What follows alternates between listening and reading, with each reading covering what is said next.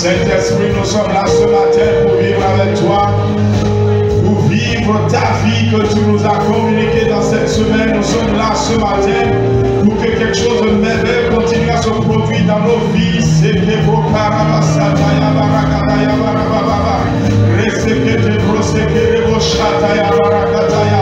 Saint-Esprit, que tout ce qui ne te glorifie pas, tout ce qui ne t'honore pas, ne tienne pas place ici, car tu es saint et nous serons saints, car tu es puissant et toute faiblesse doit partir, car tu es glorieux et toute ténèbre doit s'éclipser. Saint-Esprit, manifeste ta gloire ici en ce lieu.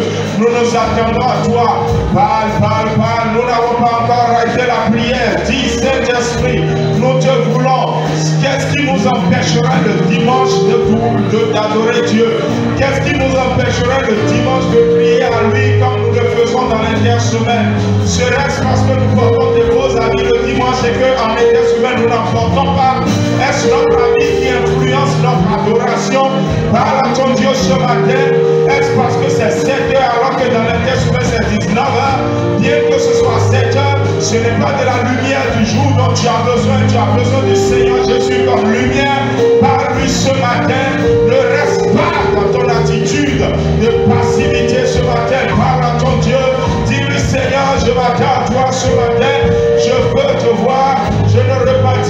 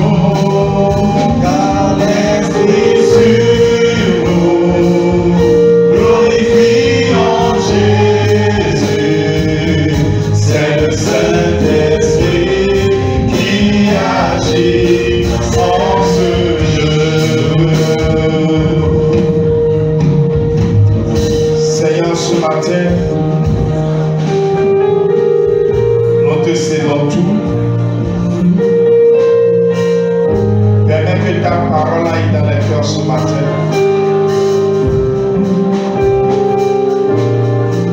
Permets que ce matin, Seigneur Dieu, nous puissions réellement te vivre différemment. Que tu parles à chaque vie ce matin. Au nom de Jésus-Christ de Nazareth. Amen. Amen. Acclame Jésus et sois avec la présence dans ta présence. Faisons briller notre lumière. Faisons briller notre lumière. C'est comme ça que le Seigneur veut nous parler ce matin. Faisons briller notre lumière. Ouvrons le psaume 8. Le psaume 8, les versets 5 et 6, où il est écrit ce qui suit. Si vous êtes là, suivez avec attention. C'est toujours bien d'avoir la parole de Dieu ouverte et de suivre soi-même. Psaume 8, 5 et 6, il est écrit: qu'est-ce que l'homme pour que tu te souviennes de lui, et le Fils de l'homme pour que tu prennes garde à lui? Tu l'as fait de peu inférieur à Dieu, et tu l'as couronné de gloire et de splendeur. Et j'entends quelqu'un dire Amen.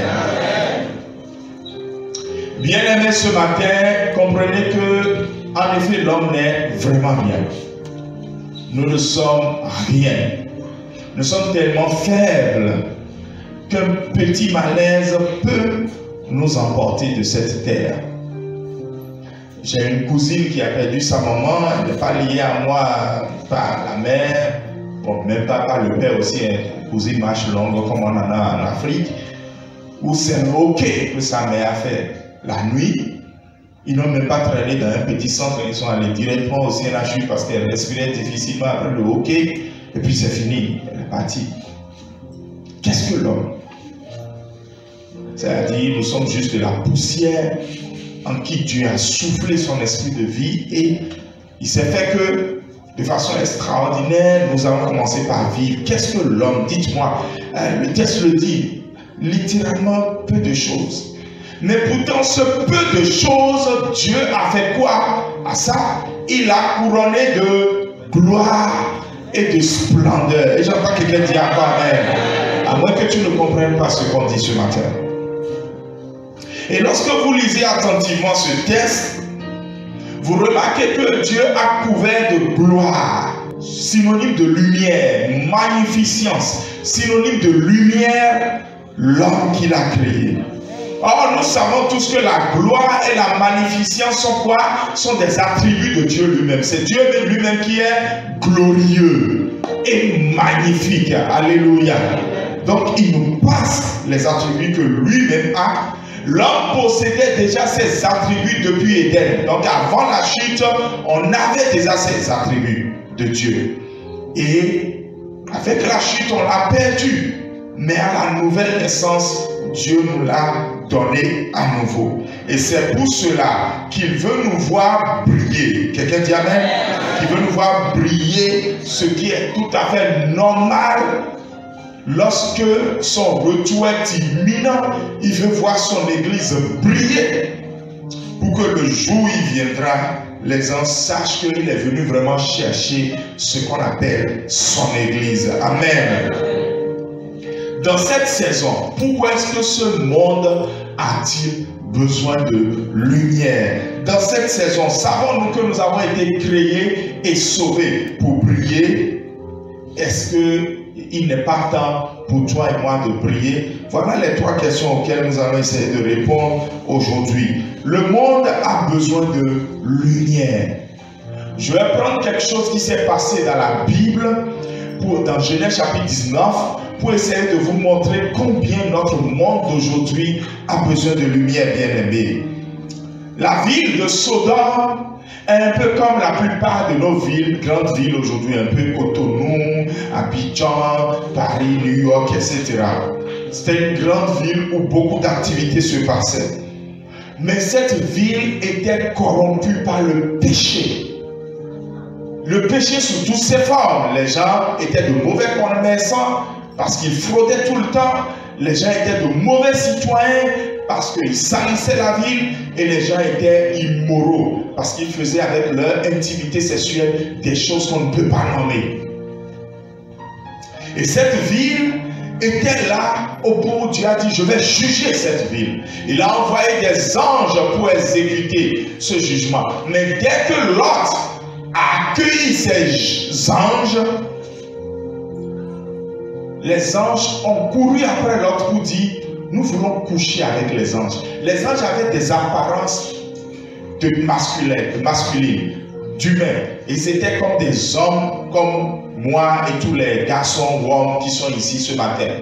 Et voilà maintenant la Bible déclare dans Genèse chapitre 19, du verset 4 au 9, que lorsque Lot a pris ses anges pour les amener chez lui, toute la population masculine de cette ville, des vieillards même jusqu'aux petits enfants, pourvu qu'ils soient de sexe masculin, ils sont venus frapper à la porte de Lot pour dire, sors ces gars que tu viens de faire entrer chez toi, parce que nous voulons les connaître. Et ce mot connaître veut dire nous voulons coucher avec eux sexuellement.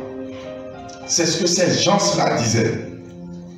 Mais Lot était dépité par ce comportement. De toutes les façons, depuis qu'il habitait la ville, il n'était pas d'accord avec ce comportement parce que ce n'est pas ça ce que lui il avait appris depuis toujours. Il lui a dit non, si ce n'est que ça que vous voulez, j'ai deux jeunes filles qui n'ont jamais connu d'homme, je vais vous les donner. Ils ont dit non, on ne veut pas de jeunes filles, on veut des hommes. Regardez comment la ville de Sodome était noire. Parce que les hommes péchaient parce qu'il y avait les ténèbres. Vous savez pourquoi il dit ça? Je dis ça parce que dans Jean chapitre 3, le verset 20, Jésus lui-même a dit ceci.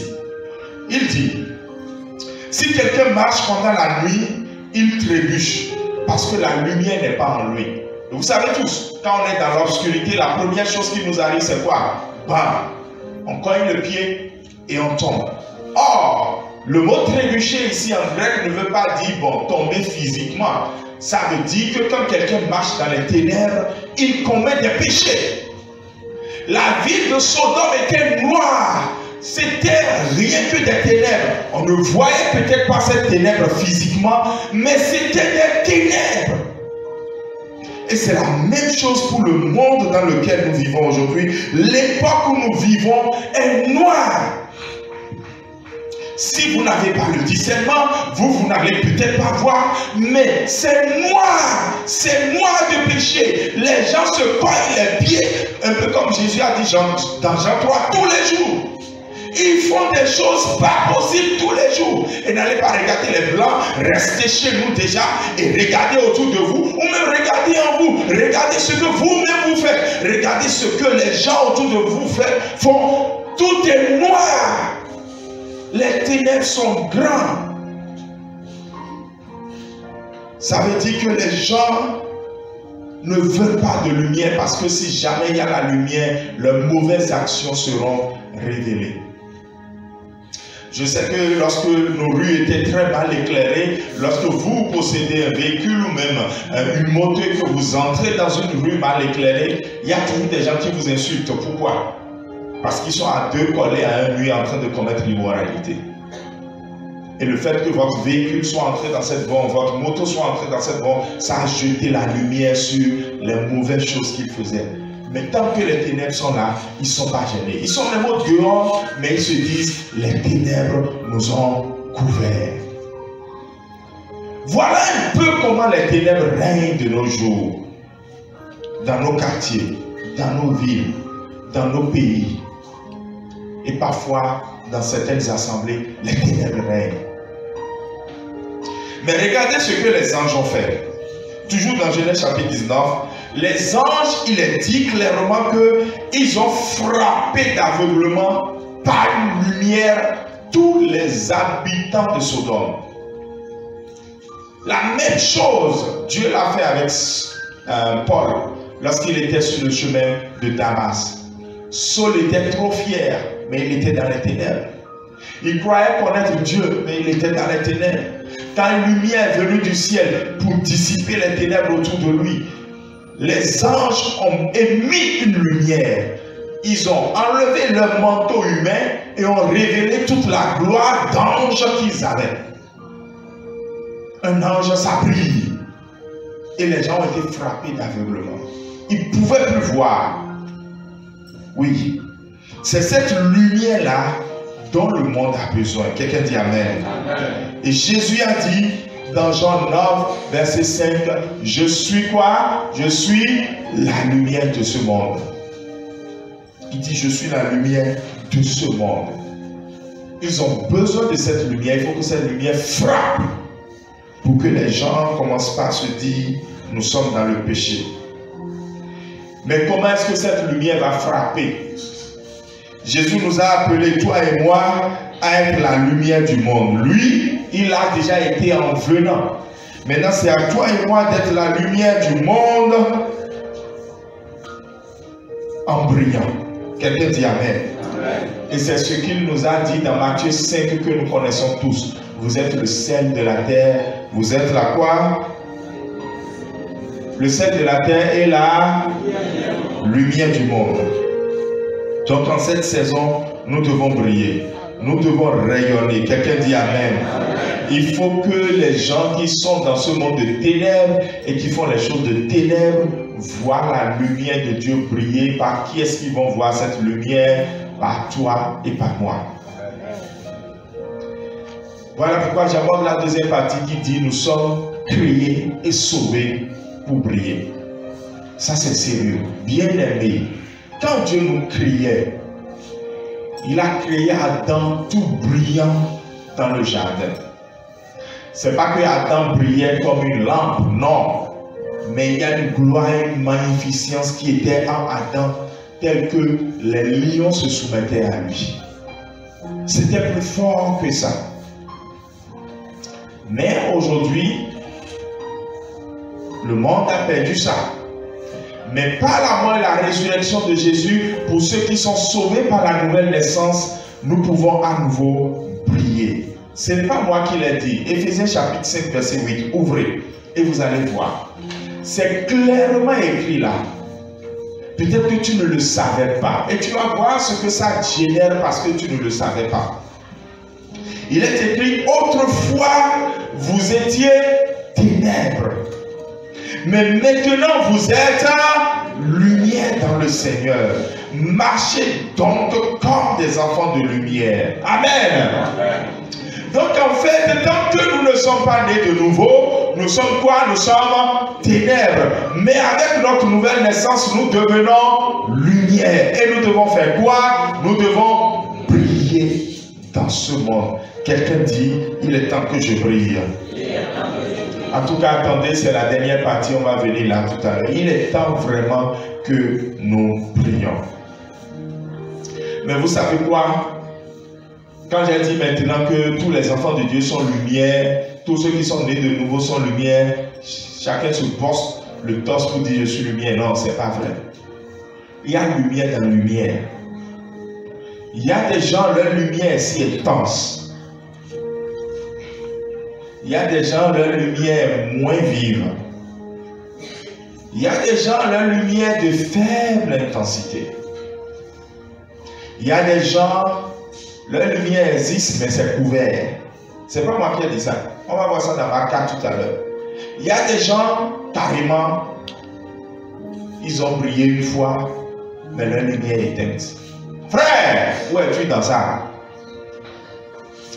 Quand nous disons qu'il faut que nous brillons, il s'agit de briller de façon la plus intense. Les ténèbres sont grandes. Il faut alors que notre lumière soit aussi grande.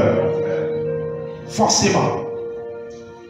Si notre lumière n'est pas grande, les ténèbres ne seront pas dissipées. Les lumières mi-teintes, les lumières floues, les lumières cachées, les lumières n'existant plus, ne servent à rien, ne sont pas lumière.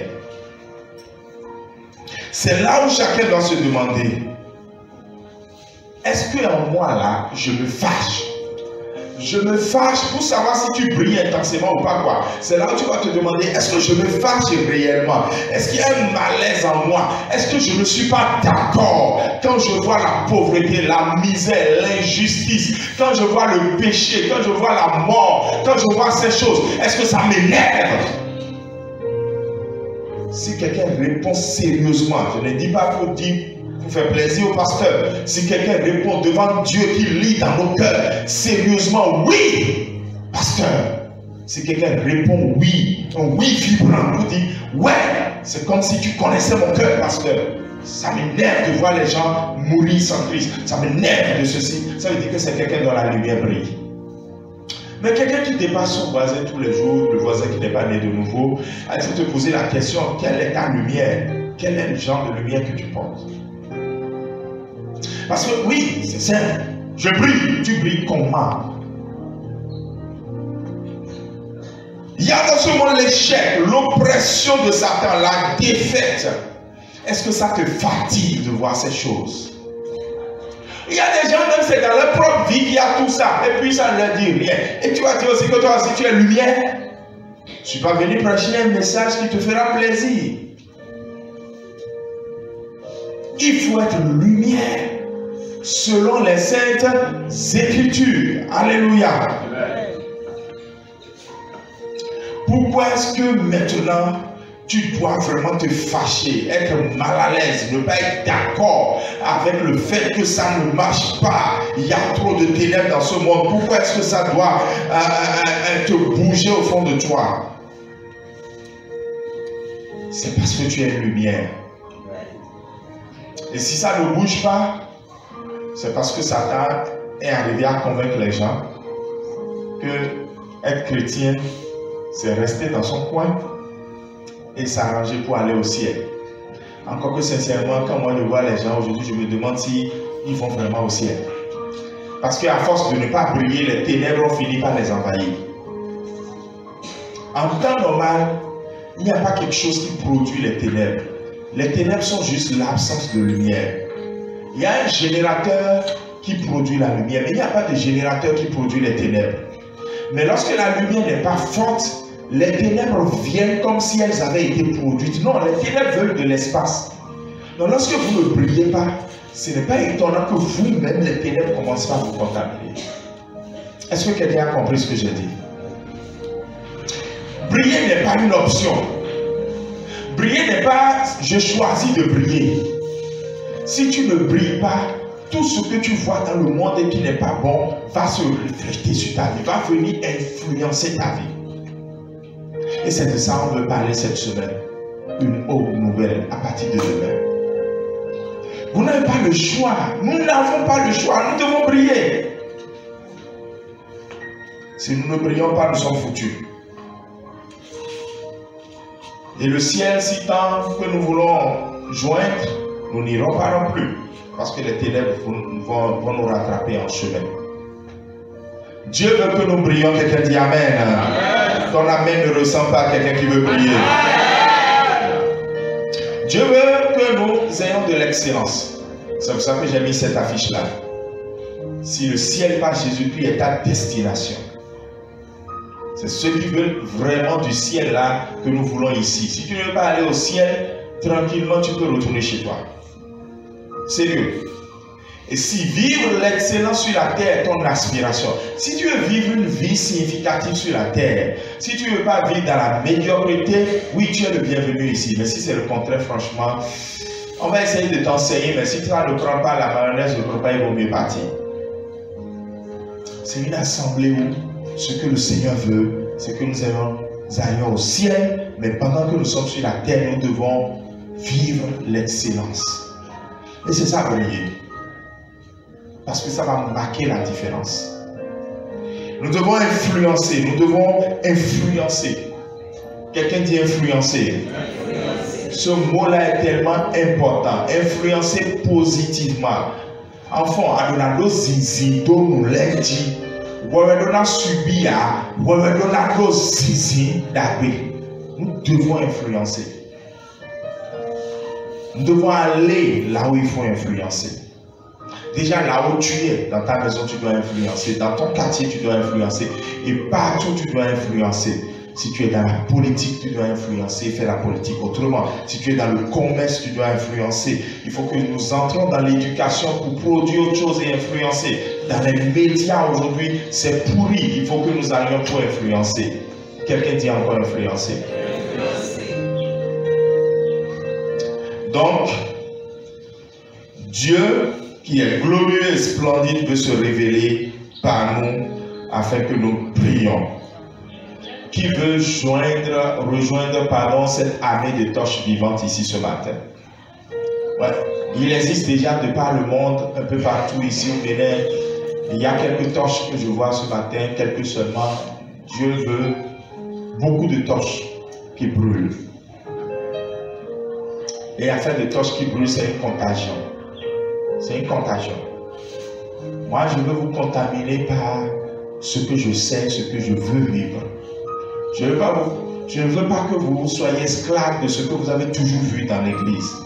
Cette paresse, cette vie, parfois, de ténèbres qui siègent dans l'église. Non. Vivons une église qui brille, étant donné que nous sommes dans une saison de réveil spirituel. Quelqu'un dit Amen. Amen. Satan va vouloir nous en empêcher. Il va vouloir nous en empêcher. Mais est-ce qu'il pourra y parvenir? Je n'ai rien entendu. Est-ce que tu es vraiment convaincu de ton nom? Non. Mais tu ne dis pas non comme quelqu'un qui en est convaincu. Est-ce qu'il va pouvoir y parvenir? Non. Nous allons voir la dernière partie, il est temps de briller. Imaginez le nombre de personnes qui attendent que nous leur parlions de Jésus. De ce Dieu d'amour. Ils veulent entendre ça. Ils veulent, sérieux, ils veulent entendre ça. C'est pour ça que dans la semaine, on a dit, je ne me tairai point. Pourquoi? Parce qu'il y a un feu qui brûle en moi. Imaginons tous ces gens-là qui ont besoin que Dieu les touche, les restaure, les délivre de leur péché. Les gens vivent dans le péché et sont fatigués par ça. C'est nous qui les regardons dehors et nous disons, c'est leur vie qui leur plaît. Non, ils sont fatigués de ça. Et ils attendaient que la lumière brille. Ils attendaient que toi et moi, nous puissions venir les sauver. Ils attendaient que nous venions les arracher des griffes de Satan. Ils attendent à ce que nous puissions, dans notre quartier, dans notre maison, au travail, quand nous allons faire nos courses, quand nous allons partout, à l'hôpital, rendre visite à nos familles, au village, que partout nous brillons. Quelqu'un dit, je dois briller. Je dois briller. Comme je l'ai dit, le diable fera tout pour nous empêcher de briller. Ne lui donnez pas cette occasion. Ne lui donnez pas cette occasion parce que tu as une solution. Est-ce que tu savais ça? Moi, j'en ai toujours été convaincu. Je ne sais pas si c'est parce que j'ai toujours été convaincu de ça.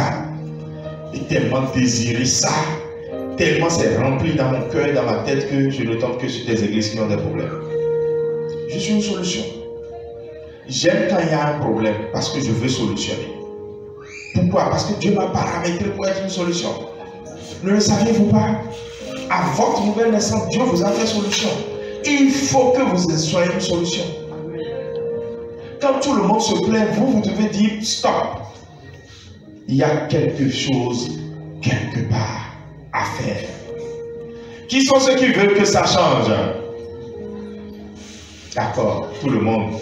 Qui sont ceux qui sont prêts pour que ça change? Vous allez tous lever la main parce que vous avez compris là où je vais.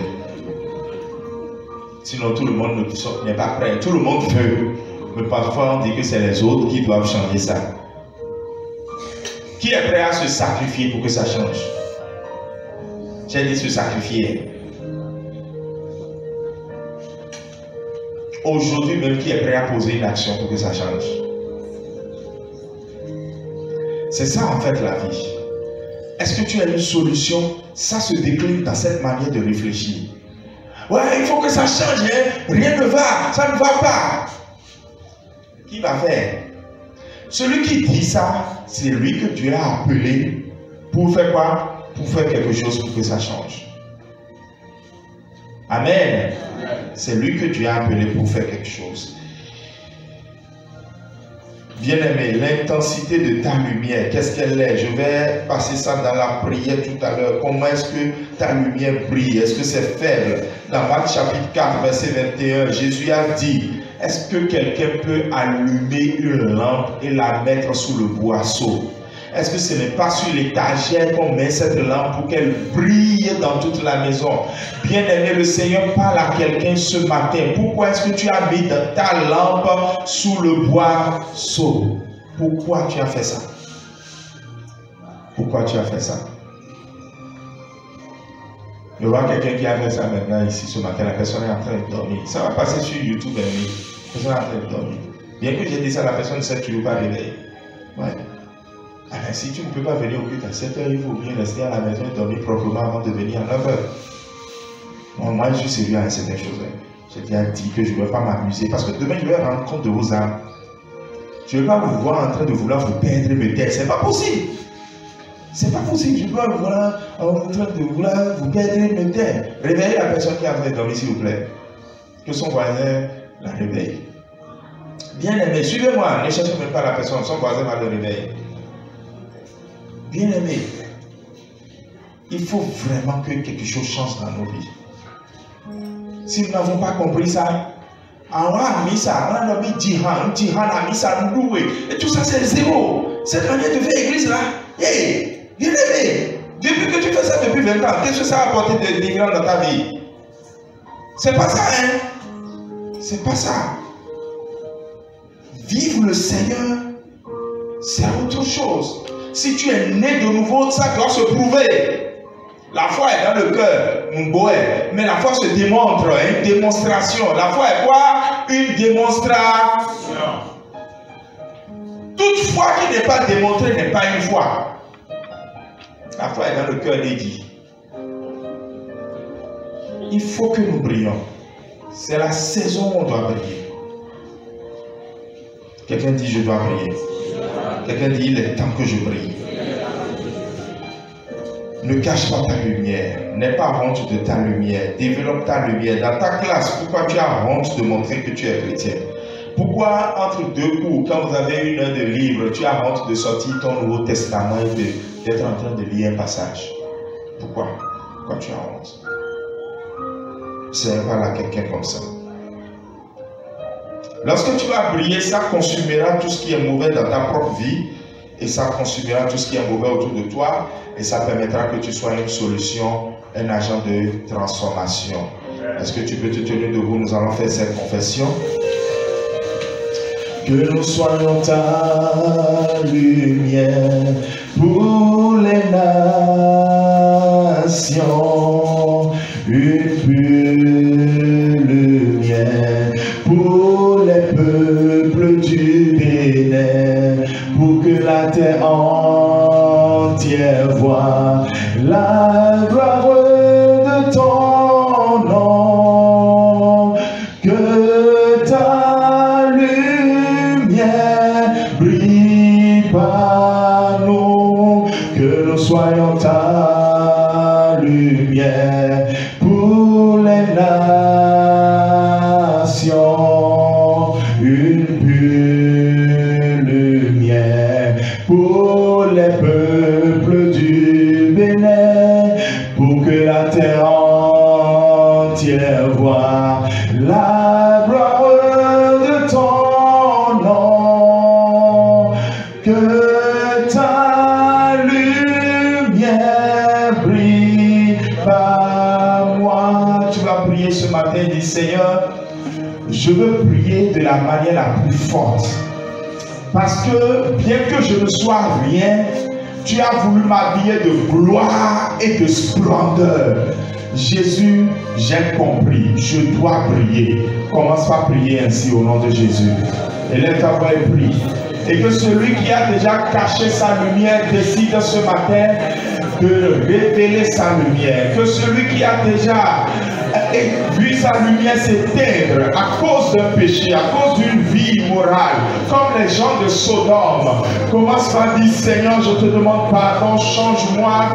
Aujourd'hui, je sais que tu peux me ramener à moi pour que la lumière s'allume, que je l'entretienne par la méditation de la parole, que je l'entretienne par une vie de prière, de service.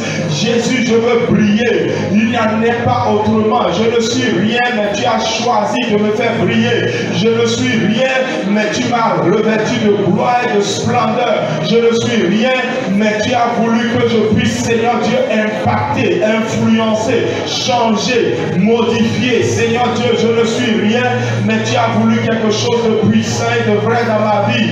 Que nous soyons ta lumière pour les nations, une pure lumière pour les peuples du Bénin, pour que la terre entière voie la gloire de ton nom.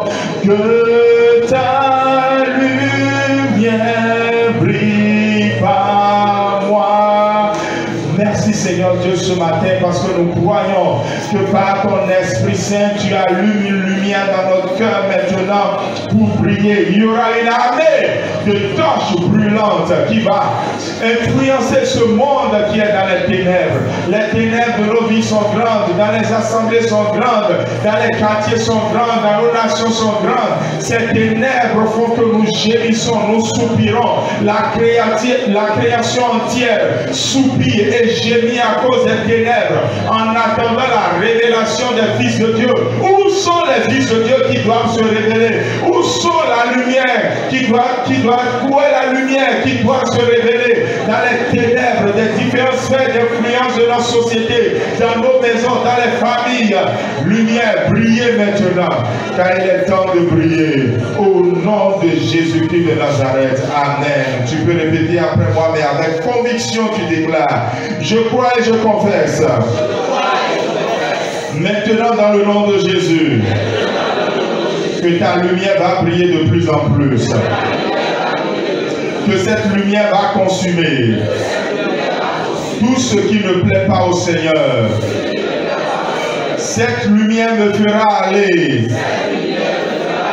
vers les autres, alors que j'étais de nature timide. Cette lumière me surprendra moi-même.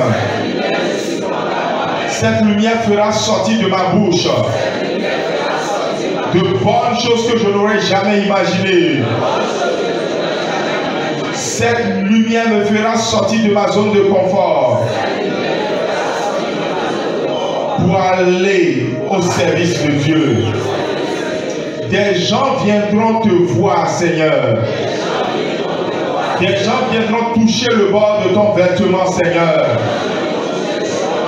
Parce que je vais briller devant eux pour leur montrer le chemin. Je confesse maintenant sur ma vie une vie qui brille, une vie de victoire et de grâce. Victoire sur le péché, sur la maladie, sur l'échec. Père, je te confie ma vie. Remplis-moi de courage pour prendre position contre l'injustice.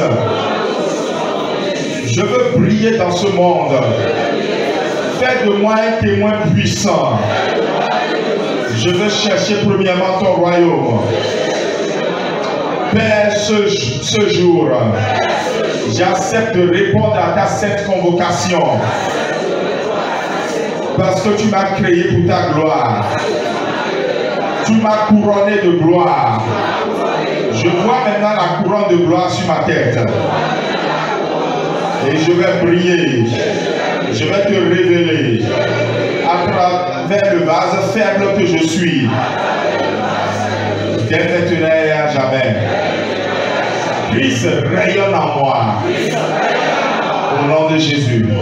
Tu vas prier encore pour dire: Seigneur, cette confession que j'ai faite dans ma vie, je marcherai là-dessus. Je ferai ce que la confession a dit. Nous sommes dans la saison haute nouvelle et je vais briller. Et ma vie va briller. Prie ainsi au nom de Jésus-Christ de Nazareth. Que nous soyons ta lumière pour les nations. Une pure lumière pour les peuples du Bénin. Pour que la terre voit la gloire de ton nom. Que ta lumière prie par nous. Au nom de Jésus. Proclamons-le par un chant ensemble en disant: nous voulons voir Jésus élevé comme un étendard sur ce quartier, pour montrer à tous la vérité et le chemin vers le ciel. Nous voulons voir Jésus élevé comme un étendard sur cette ville, pour montrer à tous la vérité et le chemin vers le ciel. Nous voulons voir Jésus élevé comme sur ce pays.